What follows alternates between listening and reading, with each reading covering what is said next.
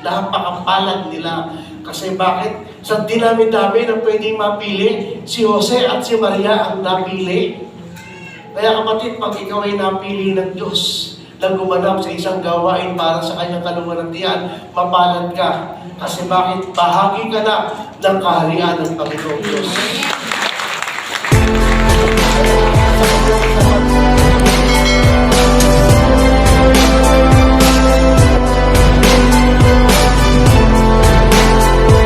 Let us go to the Word of God, and I want to bring you in the book of Matthew chapter 1.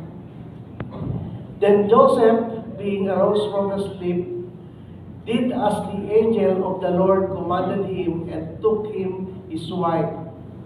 And did not know her still, she had brought forth her a firstborn son, and he called his name Jesus. Pagpalain po ang salita ng Panginoon. Tayo po'y saglit na manalangin at lumuko.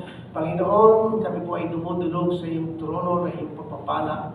At kami po ay patuloy na nagpupuri at sumasamba at kami nagdiriwang ngayon ng inyong kabutihan sa aming mga buhay, sa lahat ng mga magandang ginawa mo, sa lahat ng mga bagay na tinatanggap namin. Lord, we thank you, we praise you, and we worship you, Lord God, for all those things that you have done to each one's life. Kaya naman, Panginoon, kami ay patuloy na dumudulog ngayon sa aming pagpupulay-pulay ng iyong salita. Allow us, Lord God, to benefit in your word and to enjoy your word, and may your word give us encouragement and strength and even hope. Heavenly Father, gamitin mo lang po ang iyong lingkod, itago mo po ako sa iyong likuran. Ikaw po ang marinig, ikaw po ang maaaring makita, at ikaw po ang patuloy na masamba at mapasalamatan. Kami po ay dumadalangin sa makapangyarihan na pangalan ng aming Panginoong Hesus, at ang lahat po ay magsabi na Amen. Amen. So, ano po ba yung gusto nating pag-aralan ngayon? Ito po yung pag-aaralan natin. Turning point. No? Ito po yung mga kung saan dumadating tayo sa pagdedesisyon. Ano po ba ang ibig sabihin nito? Let me define turning point. So, a significant change in the course of time or events that have taken place that will affect the future of a person or a thing. Kaya kung minsan tayo po ay dumadating sa sakang daan ng buhay na kung saan ay parang nahati tayo, alin bang pipiliin ko. So sabi ko nga, maging maingat kasi dito po ay minsan ay nakadepende ang ating magandang kinabukasan. So today, let us study the life of Joseph, which is the husband of Mary. No? So what are those turning points of Joseph that give ways for Christmas? Alam niyo po, dito ko lang po naintindihan na si Joseph pala ay may mga magandang papel na ginampanan kung bakit tayo po ay nag-enjoy ngayon ng Pasko. So let me proceed to the Matthew chapter 1 verse 18. Sabi doon, now to the birth of Jesus Christ was as follows. After his mother Mary was betrothed to Joseph, before they came together, she found with the child of the Holy Spirit. So, ang isang bagay po patungkol po sa buhay ni Joseph, si Joseph po kasi ay isang forgotten man of Christmas. Hindi po siya masyadong nababanggit, hindi siya masyadong napapansin. Ang isang bagay po kay Joseph, siya po ay may dalawang ama na mababasa po sa Bible. No? So ito po ba ay nagkakaroon ng conflict? Bakit naging dalawa ang ama niya? So sabi po sa Luke chapter 3, verse 23, now Joseph himself was about 30 years old when he began his ministry. So si Jesus pala. He was the son, so it was thought of Joseph, the son of Heli. So si Joseph dito ay nabanggit kung kanino siyang anak. Si Joseph po ay biological father niya, si Heli. Ibig sabihin, siya talaga yung totoong laman, no? Laman sa laman at dugo sa dugo, na ito talaga ang kanyang magulang. So may binanggit din po sa Matthew chapter 1 verse 16, another father. And Jacob, the father of Joseph, the husband of Mary, and Mary was the mother of Jesus, who is called the Messiah. So ano po naman ang ibig sabihin nito ng pagiging tatay po ni Jacob kay Jose? Siya po ang tinatawag na adoptive father. So wherein in the gospel, the genealogy o yung tinatawag nating saling lahi will trace through the adoptive father to draw parallels between Jesus and Joseph, no, both having an adoptive father and both from the royal line of David. Ipinapakita dito na si Jose at si Jesus, isa po ang pinanggalingan nilang lipi o saling lahi. No, yung genealogy nila ay kapwa galing sila sa lipi ni David. No? So Joseph's family hometown was Bethlehem in Judea, but he lived in Nazareth in Galilee. So that's why when Emperor Augustus made a decree that everyone will return to their ancestral hometown for a census, Joseph and Mary needed to travel about 95 miles or 153 kilometers from Nazareth to Bethlehem. No, na kung saan hindi siya nanganak sa Nazareth, sa Galilee, kundi talagang si Jesus po ay nakaprophesy na ipapanganak po siya sa Bethlehem. No, kaya sila po ay talagang doon nagpunta at doon nagsilang si Maria. So sabi doon sa Matthew chapter 1, verse 18, back once again, now the birth of Jesus Christ was as follows: after his mother Mary was betrothed to Joseph. Yan. No? So in Jewish marriage custom, they call it betrothed. But our version call it pledged to be married. No? Kumbaga sa panahon natin, kung ikaw ay nakipagkasundo na sa isang kasintahan, ikaw ay engaged na. No? So, in those days, most marriages were approved by the parents. No? Parang minsan, walang masyadong karapatan ang mga anak. No? So, when the contract was signed, the man and the woman were legally pledged to each other. Kaya naman, kung sila man ay pagkasundo, walang dapat na mamamagitan sa kanilang sexual at hindi sila pwedeng magsama sa isang tahanan. Bakit po? No? So meron tinatawag kasing period of betrothal na kung saan meron pong tinatawag na waiting of time, 9 months to 1 year to prove their commitment and their faithfulness. At the end of the waiting period na 9 months to 1 year at sila po'y naging faithful sa kanilang commitment, then there will be a ceremonial wedding, a public ceremonial wedding na tinatawag. No? Sila po ay masasaksihan at lahat ng mga tao na sila po ay ikinakasal. Yeah. So, balik tayo ulit doon. Now, the birth of Jesus Christ was as follows: after his mother Mary was betrothed to Joseph, before they came together, she was found with child of the Holy Spirit. So, ito po yung isang bagay, no? Na andito na ngayon ang dilema po ni Jose. No? Na kung saan, alam niya na ang ipinagbubuntis ni Maria, hindi siya ang ama. Hindi niya kanyang anak yun. Alam niya yun personally. Siyempre, no, sarili niya yun alam niya yun. So, alam niyo po, napakahirap nitong kalagayan ganito kung ikaw yun, kapatid. Ano yung iisipin sa iyong kasintahan? Sigurado isang bagay lang ang iisipin natin, nasa lisihan. No, si Jose, mayroong ibang lalaking sinipingan. Kasi para mabuntis, sa panahon natin, ito yung iisipin natin. Sa panahon ni Jose, ano ba ang malay niya na pwede palang magdalang tao sa pamamagitan ng banal na Espiritu? No, wala pa sa isip na yun.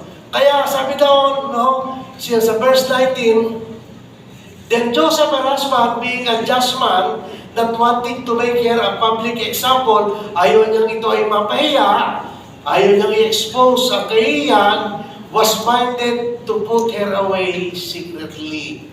So si Joseph po ay tinawag na isang tao na makatuwiran, no? Just man. Ibig sabihin, si Jose ay mayroong totoong relasyon sa Panginoon at tapat po siya sa batas. No? So yung po si Jose talagang alam niya kung ano ang consequence ng nangyari kay Maria. No? So, he loved her even though he thought she had been unfaithful to him.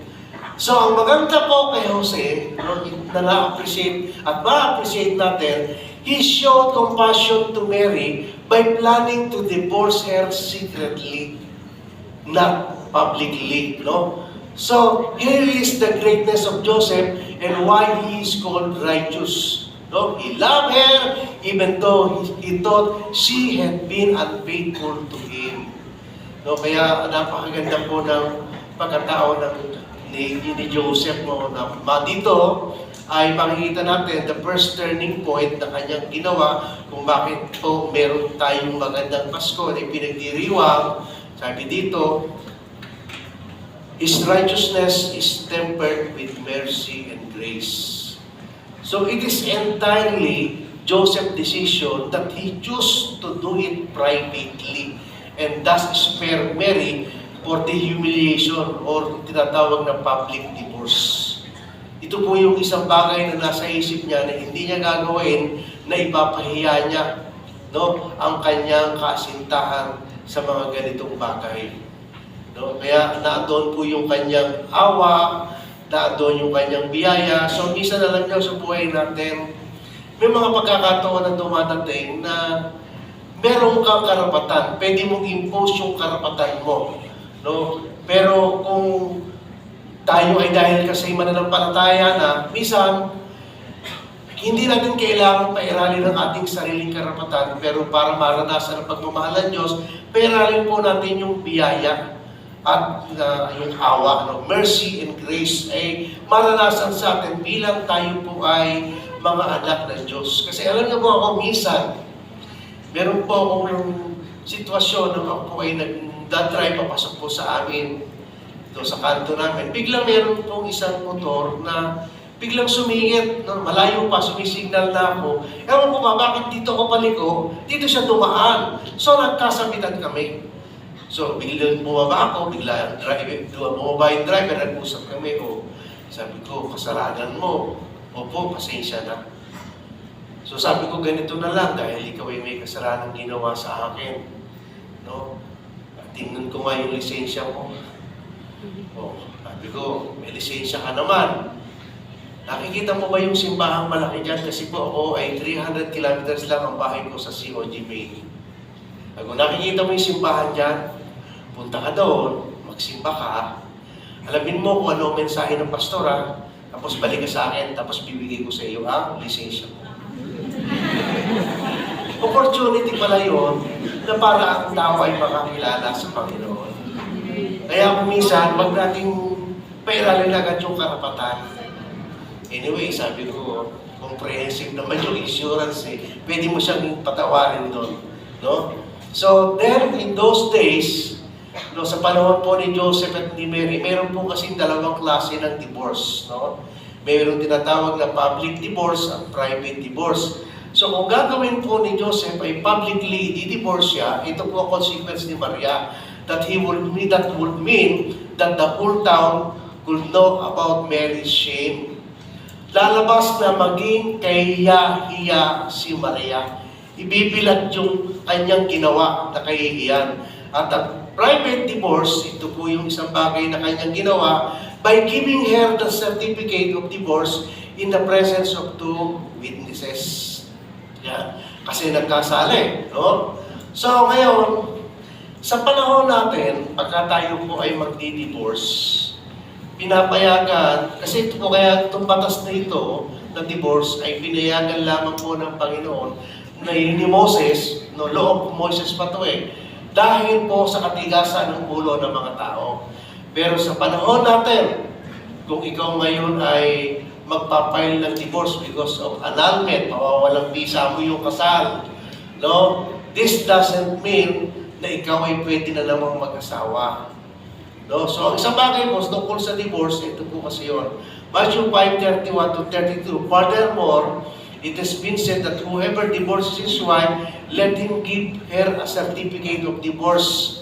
No? Bigyan mo siya ng certificate of divorce. But I say to you that whoever divorces his wife for any reason, except for sexual immorality, causes her to commit adultery. And whoever marries a woman who is divorced, commit adultery. So yun po, no, sila po ay nag-i-issue ng certificate of divorce. Kaya sabi ko nga kanina, sa panahon natin, hindi natin ito ginagawa.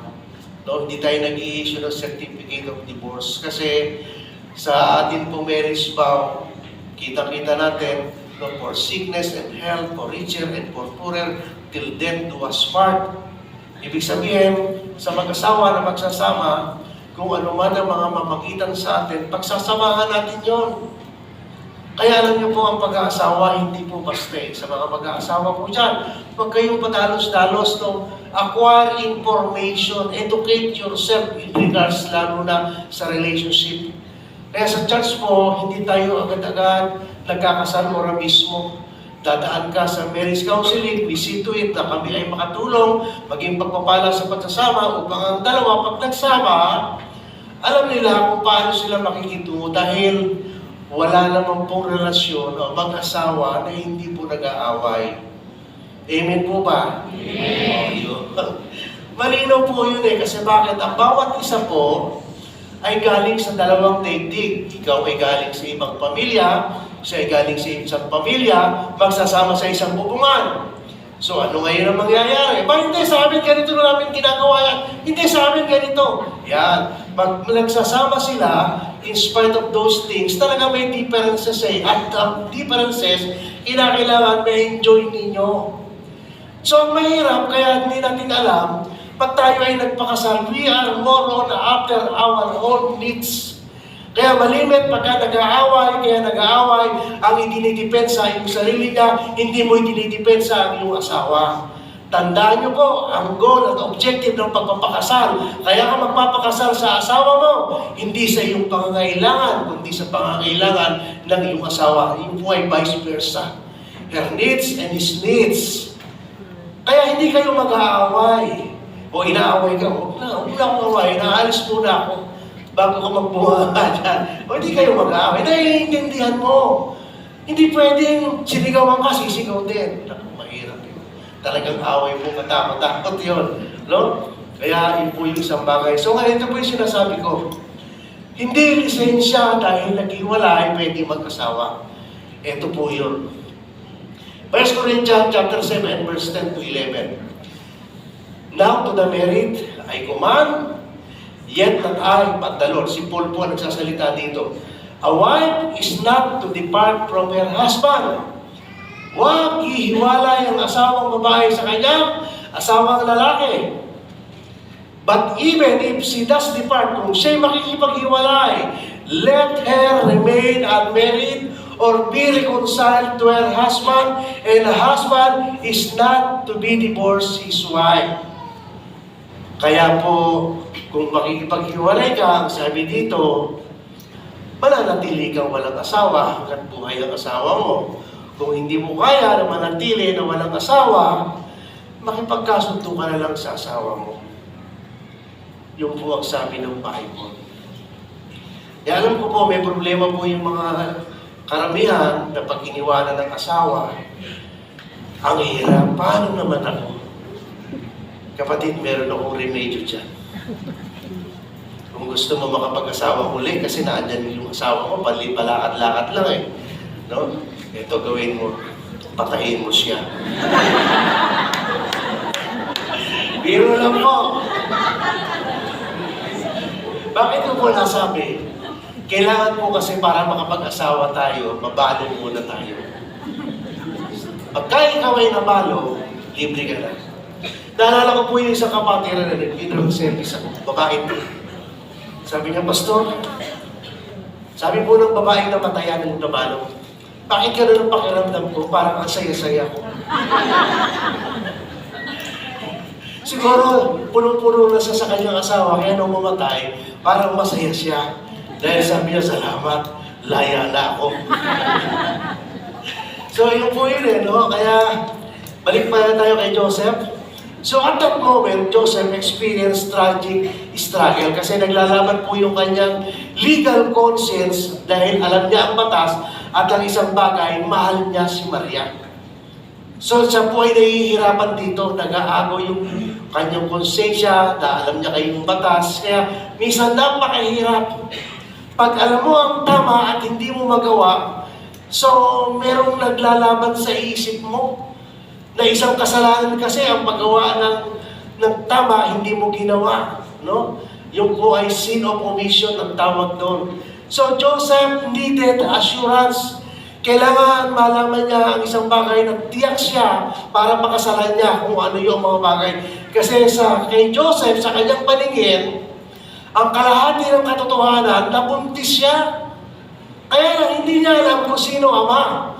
Kaya maganda kay Joseph, nagpipigil, nananahimik, at naghihintay na kung ano ba talaga ang totoo. So, hindi niya mapakasalan ang kanyang asawa until he was sure it was all right.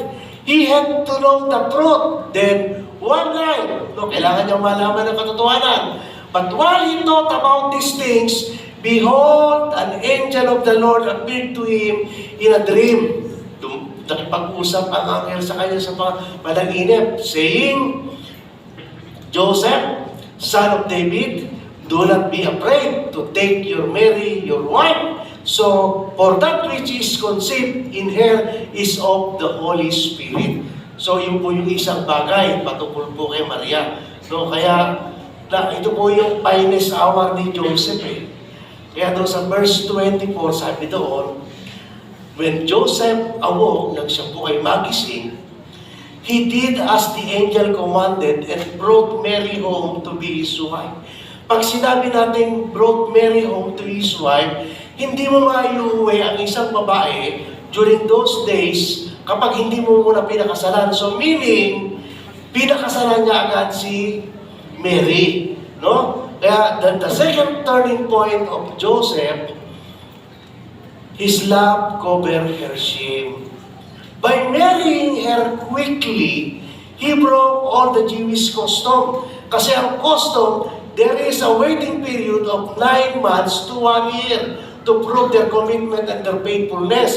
But they are, ang isang maganda kay Jose at kay Maria, they are remain faithful in the sight of God. Walang nangyaring pangangalo niya dahil hindi kagagawa ng tao ito ay kagagawa ng banal na Espiritu Santo. No? So, no infidelity. But he protected Mary's reputation. She was pregnant and he was not the father, but he married her anyway. Bakit ka pinakasalan agad?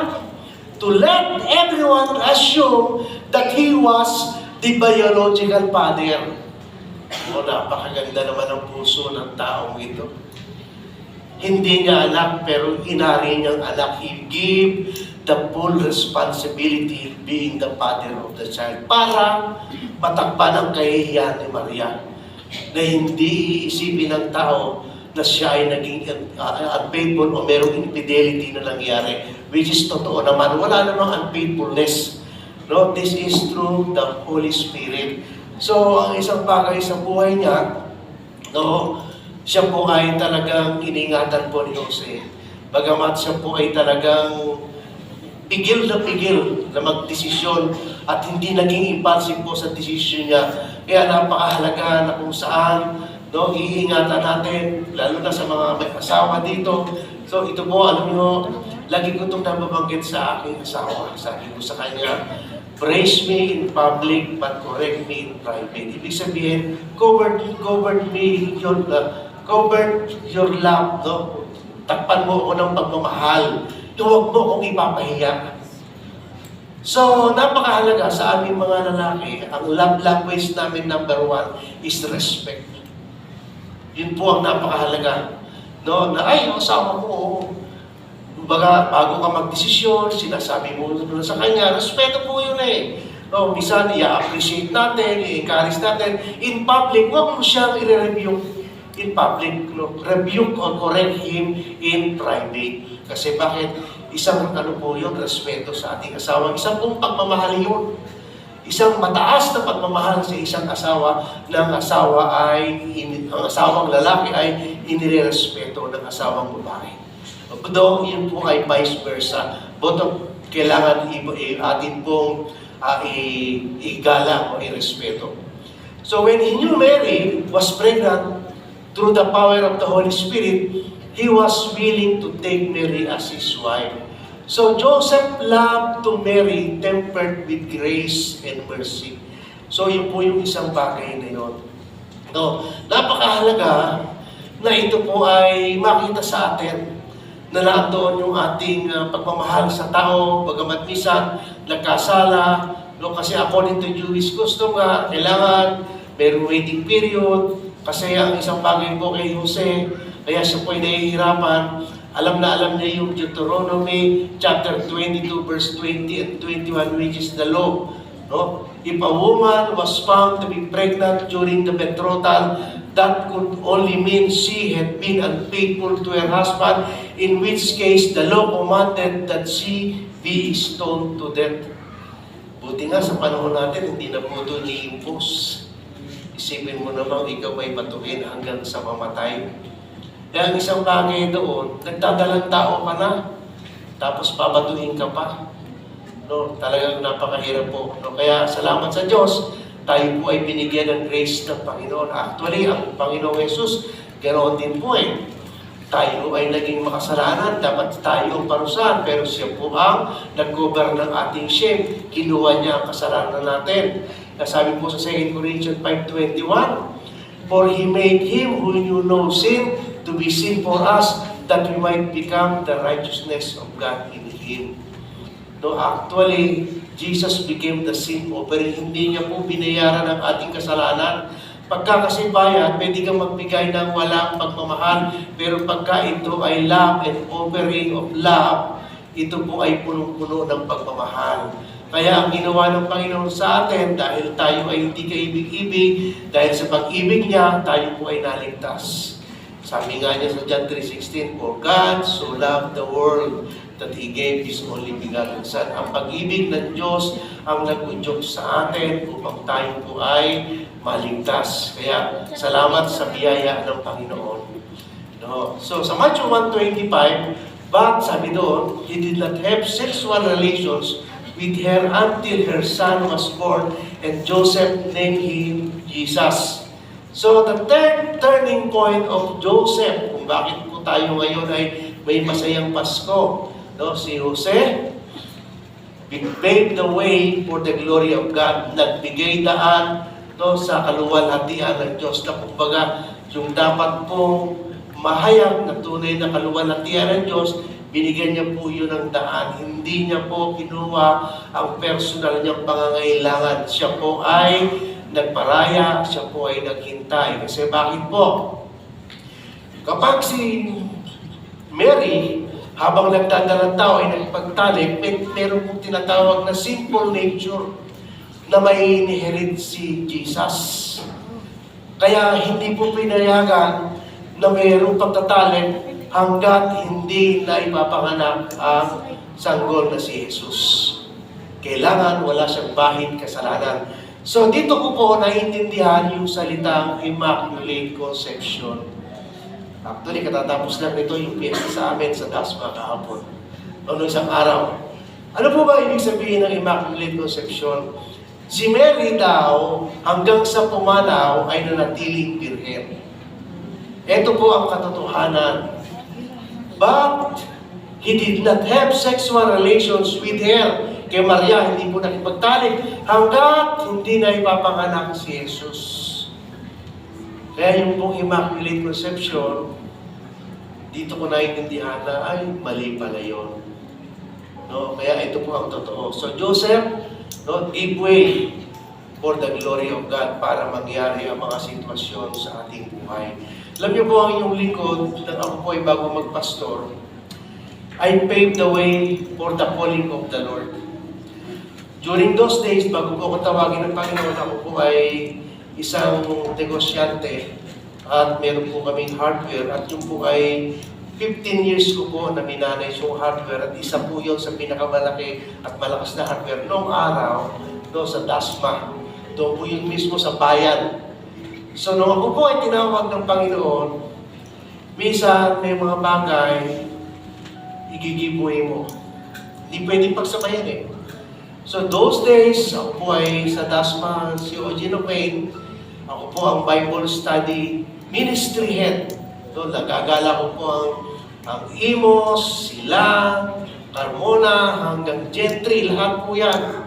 So doon po nakita ko ang aking sarili na masyado akong naging abala sa gawain ng Diyos. Kaya dumating sa akin ang isang panawagan nung si Pablo ay kinausap ng mga tiga-Macedonia. Pablo, pupunta ka sa Macedonia, kailangan ka namin. Yun po ang salita na narinig ko at nabasa ko sa Bible. So nausap sa akin yun, time will come, nagdesisyon po ako. Tumugon ako sa tawag ng Panginoon. So sabi ko kay Mrs., ikaw nandito. Sabi ng Mrs. ko, hindi ko lingay yan, hindi ko alam yun. Mentek yung asawa ko, ano malay ko dyan. Kaya lang, sabi ko, tinatawag na ako. So sinubukan niya, no, hanggang sa ako ay nag-full time na. Simula po noon hanggang ngayon, hindi ko nakita na ang tumugon sa panawagan ng Diyos, pinabayaan. Ang masarap po kasi sa mga tumutugon, may pinangahawakan ka. Huwag kang basta lulundag nang wala kang pinangahawakan. Sabi sa Psalms 37 verse 23, "The Lord delight in the way of man whose step made firm, though he stumble, he will not fall. Yet I have never seen the righteous forsaken, even their children will not beg for a bread." Maging ang mga anak mo hindi mamamalimos, hindi mangungutang, ikaw pa ang magbibigay. Kaya napakasarap po na tumugon sa lingkod ng Panginoon. Ayusin mo lang ang paglilingkod mo. Hindi kanya pababayaan, hindi kanya pag-uulangin.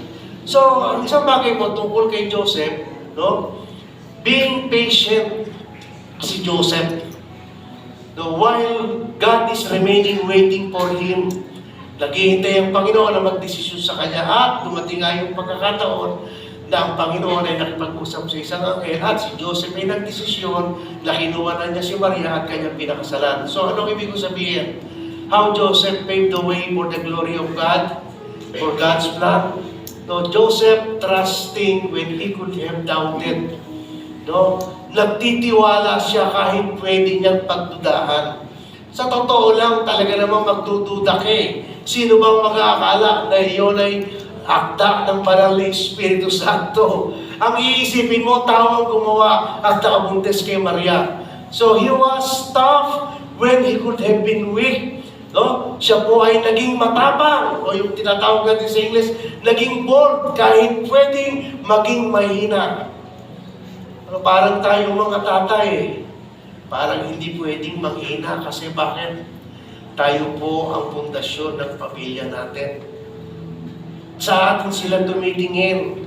Kaya minsan, bagaman tao lang na may kahinaan, parang hindi pwedeng manghina. Kailangan makita tayo ng ating asawa, ng ating mga anak na sila ay nakalingap sa tatay at ang tatay ang kalakasan. No? Kaya mahirap po gumanap na bilang isang ama kasi bakit may mga responsibilidad. Marami nakaatang sa iyong balikat. And number 3, he was tender when he could have been harsh. No? Naging mahinahon kahit pwedeng maging masungit. Actually, may karapatan siyang magalit eh.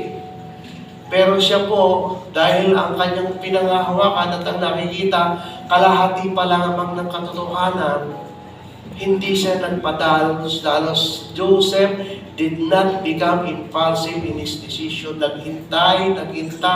Ano ba talaga ang totoo? Kailangan kong malaman ang totoo. Kapatid, huwag tayong magdidesisyon kung kalahati lang ng totoo ang iyong narinig. Baka naman sinabi sa iyo ng kapitbahay, yung asawa mo nangangaluya.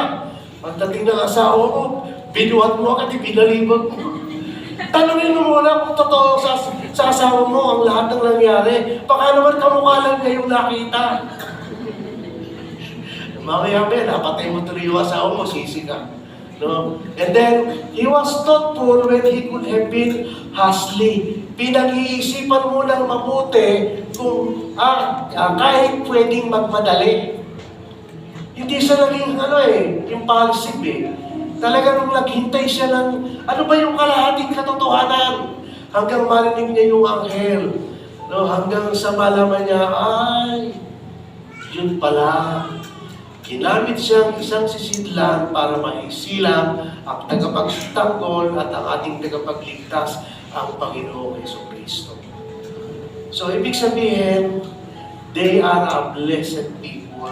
Napakapalad nila Kasi bakit? Sa dinami-dami na pwedeng mapili, si Jose at si Maria ang napili. Kaya kapatid, pag ikaw ay napili ng Diyos, na gumanap sa isang gawain para sa kanyang kaluwalhatian, mapalad ka. Kasi bakit? Bahagi ka na ng kaharian ng Panginoong Diyos. Kaya sa panahon ng kaligtuhan, si Joseph ay naging halimbawa ng isang manampalataya. Hindi siya padalos-dalos sa desisyon. Nagdudusa sa kanyang kalituhan, hinimok na maniwala. Kung ano man ang sinabi ng Diyos, ito'y agaran niyang ginawa, sumunod at siya ay nagparaya. So, kaya napakaganda ng ginawa ni Jose. Salamat sa buhay ni Jose. Kung hindi, wala tayong pinagdiriwang na Pasko ngayon at walang Pasko. Malungkot ang ating buhay, desperado tayo. So, in conclusion, let us be bold enough, maging matapang at determinado tayo na gawin kung ano man ang tama sa Diyos, kahit ano pa ang magiging bunga nito. Yes, hindi po ito madali. Pero kung ang hinihingi ay ang tama para sa Diyos, kailangan tayo manindigan. Kasi bakit pagka tayo nanindigan para sa Diyos, naniniwala ko, one plus God, we are still majority. Kung nag-iisa ka man sa mundo, kasama mo ang Diyos, magtatagumpay tayo sa desisyon na pipiliin natin. No? At maging may ingat tayo. Naglalaan ng sapat na oras para gumawa ng mahalagang desisyon. Alam niyo po, nang ako po ay magpapagod na from Saudi Arabia, ito kasi yung iisipin mo eh. Pag nag-resign ka, ano naman ang susunod mong trabaho? Tutunga nga ka, may pamilya ako. Sabi ko, Lord, pinauwi mo na ba ako? Kailangan ko na ba mag-resign? Tapos na ba yung trabaho ko ito sa Saudi Arabia bilang isang lingkod mo? So ako bilang naghahanap ko anong sagot ng Diyos na hindi ko alam kung anong gagawin ko, naisip ko, Lord, tatanungin ko yung anak ko, kung ano naman ka sa bibigay na galing sa iyo. So yun nga yung nangyari, tinanong ko yung anak ko. Tinanong na kasi na aking asawa, anak, gusto mo nang umuwi si daddy? Gusto ko na po umuwi si daddy. So yun, kinuha ko yun, nagdesisyon ako at sabi ko nga, hindi ako nagkamali sa desisyon, pinagpala ako ng Diyos sa desisyon ko. Pag-uwi ko, dala ko ang anumang kailangan ko na hindi ko kinita sa 8 taon. Sa ilang araw kong pananalangin, ibinigay ng Diyos ang aming pangangailangan. At lastly, huwag tayong padalos-dalos na nagbibigay ng konklusyon at mga salitang hindi pinag-iisipan na sa huli ay pwedeng pagsisihan. Hanapin mo na, pag nakita mo yung kalahating katotohanan, may kalahati pa yan para ma-confirm kung tama nga yung hinala. Huwag po tayong magpadalos-dalos sa desisyon natin. Kagaya ng ginawa ni Jose, salamat sa buhay niya, hindi siya naging impulsive sa desisyon. Salamat kay Jose dahil tayo may Pasko. Salamat kay Maria at higit sa lahat, salamat sa ating Panginoong Hesus dahil tayo ngayon ay nagdiriwang ng masayang Pasko. Sige po, palakpakan natin ang Panginoon. Tayo po ang Panginoon dahil may sumamba at ating pong damdamin.